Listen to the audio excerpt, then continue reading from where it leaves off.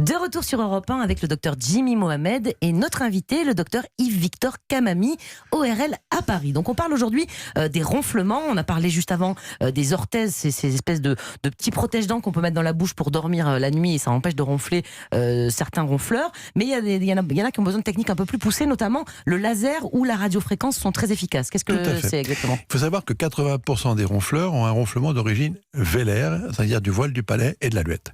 Et ce ronflement est lié à un relâchement des tissus, donc de l'aluette qui bascule un petit peu, qui flotte comme un drapeau la nuit lorsque l'on dort. C'est le ronflement du cochon, le ronflement, celui-là. Celui-ci c'est le plus fort, c'est le plus gênant, et c'est celui qui va jusqu'à 90 décibels. Celui-ci donc peut être traité de deux façons, soit par la radiofréquence, qui est un petit appareil qui permet de retendre un petit peu comme un lifting l'aluette, mais elle a un petit inconvénient, cette radiofréquence, c'est qu'elle ne marche que 2 ans, donc a priori tous les 2 ans il faut le refaire, c'est pas définitif. L'autre technique laser consiste à faire une petite fente au milieu de l'aluette, de garder l'aluette, et une fois que la fente est faite au plein milieu de l'aluette, eh bien le tissu qui s'appelle... On se retrouve avec 2 aluettes.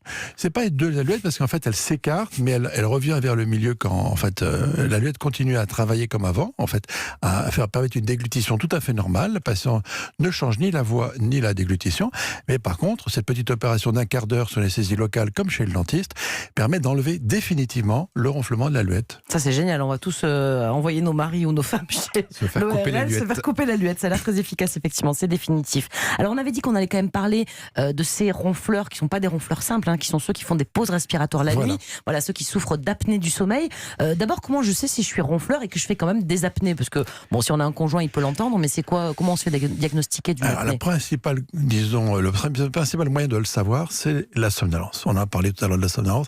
La somnolence est très importante lorsqu'elle est associée au ronflement, parce que le ronflement est un signal d'alarme, mais s'il y a en plus une somnolence, l'image type, c'est de Raymond Barre en train de s'endormir à l'Assemblée nationale, c'était un apnéique. Napoléon s'endormait pendant les conseils de guerre, c'était un apnéique. Et donc, la somnolence, si elle dépasse un certain stade... La somnolence dure, vraiment en journée, oui, dans la journée. Celui qui va somnoler un peu avant le soir, avant de dormir. La somnolence dans la journée, et plusieurs fois, et même pour son travail, mais au volant.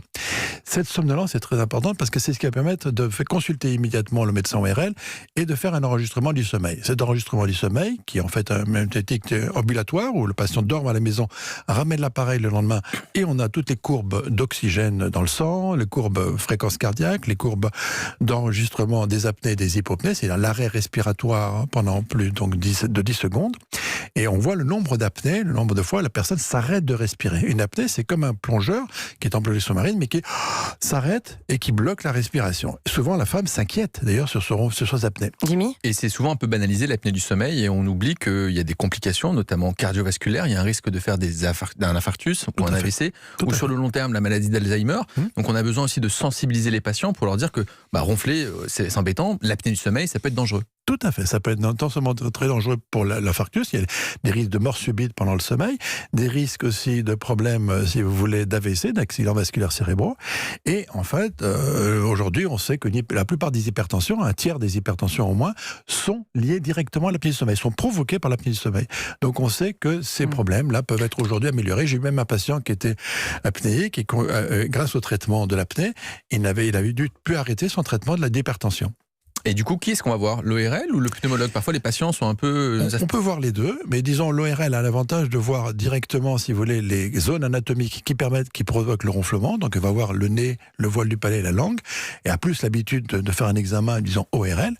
Et donc, il va permettre de voir un petit peu quelles sont les causes, et ensuite pouvoir traiter de façon plus adaptée. Alors justement, les traitements, parce que là, vous nous avez peur avec tous les dégâts, effectivement, si on ne traite pas, mais on peut traiter, il y a des choses efficaces, notamment le fameux masque pour dormir, c'est ça? Voilà, exactement. Donc là, quand il y a une apnée très sévère, donc qui dépasse 30 hypopnées par heure, dans ces cas-là, on va mettre le masque à pression positive, qui va permettre donc de forcer le passage au niveau des voies aériennes. Toute la nuit quand on dort? Et toute la nuit quand on dort, on le met. Alors il y a des masques qui sont aujourd'hui très bien supportés par rapport aux premiers des années précédentes, qui en fait permettent d'avoir d'abord un matériel silencieux, qui ne va pas réveiller le conjoint, et d'autre part, le masque n'est pas trop invasif pour le patient. Oui, parce que c'est ce qui fait peur un peu, c'est la vie conjugale, de se dire qu'on a une machine qui fait du bruit, c'est parfois désagréable. Est-ce que les patients ont une bonne observance? Est-ce qu'on a fait des progrès depuis quelques années? Alors, on a fait beaucoup de progrès, parce qu'on humidifie un petit peu l'air qui rentre, etc., donc c'est plus facile à supporter, mais malheureusement, la moitié des patients ne le supportent pas au bout d'un certain temps. Donc, oui, la moitié quand même, donc c'est pas terrible. Pour cette moitié, on est obligé de proposer autre chose. Donc on prothèse l'orthèse quand il s'agit d'un ronflement lingual, on propose le laser ou la radiofréquence quand il s'agit d'un ronflement du voile du palais avec obstruction et qui provoque les apnées, donc au niveau du voile du palais ou de la langue. Et quand on fait des apnées du sommeil, c'est pour la vie ce masque-là par exemple? Si je suis apnéique un jour, apnéique toujours? Malheureusement, oui, en fait, mais a priori, on s'y adapte de plus en plus, mais il vaut mieux, disons, c'est un petit peu comme si on avait une épée de Damoclès au-dessus de la tête. Si vous enlevez l'épée de Damoclès, vous évitez le risque d'infarctus et d'AVC. Jimmy? En consultation, je vois aussi des parents être inquiets du ronflement de leurs enfants, notamment lorsqu'ils ont de grosses amygdales. Est-ce que c'est problématique et quand est-ce qu'on peut suspecter, par exemple, un syndrome d'apnée du sommeil si les enfants en font aussi? Alors c'est très important ce que vous dites. C'est vrai qu'a priori, l'enfant qui a ce qu'on appelle des kissing tonsils, c'est-à-dire des amygdales qui s'embrassent, qui sont tellement volumineuses qu'elles se touchent au milieu. Il suffit de mettre un abaisse-langue dans le fond de la gorge de l'enfant et on vérifie la taille des amygdales.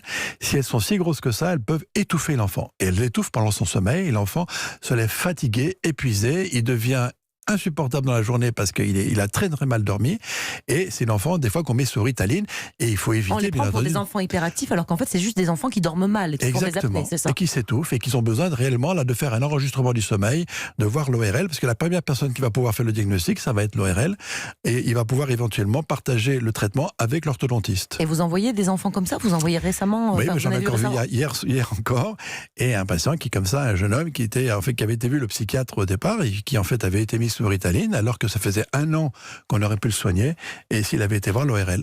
Et pour autant, on n'envoie pas tous les enfants qui ronflent chez le médecin. Parce que si mon enfant ronfle mais qui va bien, on laisse tranquille. Il faut simplement déjà, même la personne peut vérifier, enfin la famille peut déjà voir avec un abaisse-langue ou avec une cuillère le fond de la gorge. Si on voit d'énormes amygdales, il faut aller voir l'ORL.